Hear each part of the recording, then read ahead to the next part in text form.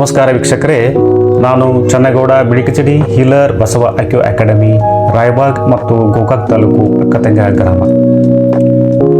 ಇವತ್ತು ನಾನು ಸಕ್ಕರೆ ಕಾಯಿಲೆ ನಿವಾರಣೆ, ಅದನ್ನು ಯಾವ ರೀತಿ ನಾವು ಮುದ್ರಾ ಚಿಕಿತ್ಸೆ ಮತ್ತು ಮಂತ್ರ ಚಿಕಿತ್ಸೆ ಮುಖಾಂತರ ವಾಸಿ ಮಾಡ್ಕೋಬೇಕು ಅನ್ನೋದನ್ನು ಹೇಳ್ಕೊಳ್ತೀನಿ. ಮೊದಲಿಗೆ ಮುದ್ರಾ ಚಿಕಿತ್ಸೆ, ಅದು ಟೈಪ್ 1 ಡಯಾಬಿಟಿಕ್ ಇದ್ದವರಿಗೆ ಅಪಾನ ಮುದ್ರಾ ಅಥವಾ ಉಷಾ ಮುದ್ರಾ ಅಂತ ಹೇಳ್ಬೋದು. ಅಪಾನ ಮುದ್ರಾವನ್ನು ಯಾವ ರೀತಿ ಮಾಡ್ಕೋಬೇಕು ಅನ್ನೋದನ್ನು ಹೇಳ್ಕೊಡ್ತೀನಿ. ಮೊದಲಿಗೆ ಹೆಬ್ಬೆರಳ ತುದಿಗೆ ಮಧ್ಯದ ಬೆರಳು ತುದಿ ಹಾಗೂ ಮುಂಗುರ ಬೆರಳು ತುದಿಯನ್ನು ಸೇರಿಸಿ ತೋರು ಬೆರಳು ಹಾಗೂ ಕಿರುಬೆರಳನ್ನು ನೇರವಾಗಿರಿ. ಇದೇ ರೀತಿ ಬಲಗಡೆಯಲ್ಲಿ ಹೆಬ್ಬೆರಳ ತುದಿಗೆ ಮಧ್ಯದ ಬೆರಳು ತುದಿ ಹಾಗೂ ಉಂಗುರ ಬೆರಳು ತುದಿಯನ್ನು ಸೇರಿಸಿ ತೋರು ಬೆರಳು ಮತ್ತು ಕಿರುಬೆರಳನ್ನು ನೇರವಾಗಿರಿಸಿ ಇದನ್ನು ಅಪಾನ ಮುದ್ರಾ ಅಥವಾ ಪೂಷಾ ಮುದ್ರಾ ಅಂತ ಹೇಳ್ತಾರೆ. ಇದರ ಜೊತೆಗೆ ಟೈಪ್ 1 ಡಯಾಬಿಟಿಕ್ ಇದ್ದವರಿಗೆ ಮಂತ್ರ ಚಿಕಿತ್ಸೆ, ಅಂದರೆ ಮಂತ್ರ ಯಾವ ರೀತಿ ಹೇಳಬೇಕನ್ನು ಹೇಳ್ಕೊಡ್ತೀನಿ. ಓಂ ಹ್ರೀಂ ಪಶುಪತೆಯೇ ರೋಗನಾಶಾಯ ಫಟ್.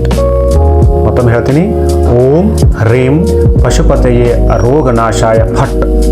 ಈ ಮುದ್ರಾ ಜೊತೆಗೆ ಈ ಮಂತ್ರವನ್ನು 30 ನಿಮಿಷ ಪ್ರತಿದಿನ ಮುಂಜಾನೆ ಮತ್ತು ಸಾಯಂಕಾಲ.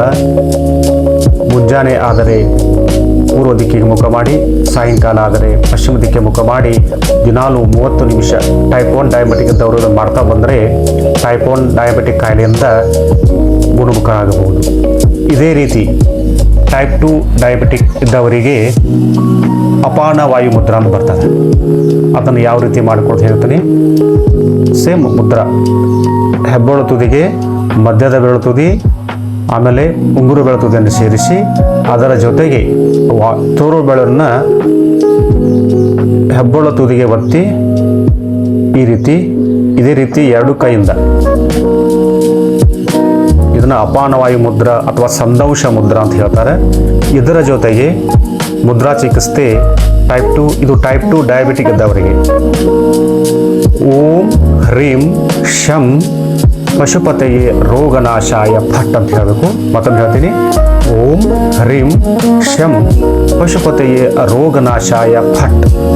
ಇದನ್ನು ದಿನಾಲು 30 ನಿಮಿಷ ಮುಂಜಾನೆ ಮಾಡುವುದಾದರೆ ಪೂರ್ವ ದಿಕ್ಕಿಗೆ, ಸಾಯಂಕಾಲ ಮಾಡುವುದಾದರೆ ಪಶ್ಚಿಮ ದಿಕ್ಕಿಗೆ ಮುಖ ಮಾಡಿ 30 ನಿಮಿಷ ಇದನ್ನು ಮಾಡ್ತಾ ಬನ್ನಿ.